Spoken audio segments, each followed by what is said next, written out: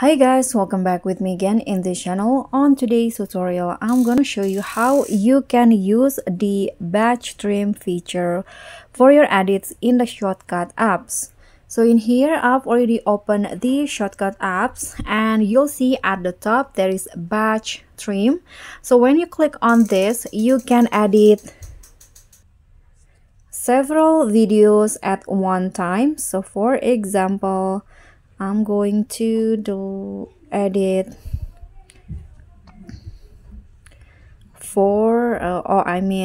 I'm going to edit 2 videos. Click on next.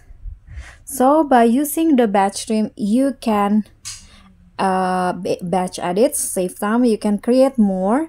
So in here you can add intro or ends, you can trim clips, and you can also do mirroring edits. So if you want to trim, you can just click on drag it like this, so it will have the same like that. It will if you want to expand, click on this, or you can also mirroring the video, click on the check icon, so it will be mirrored like this.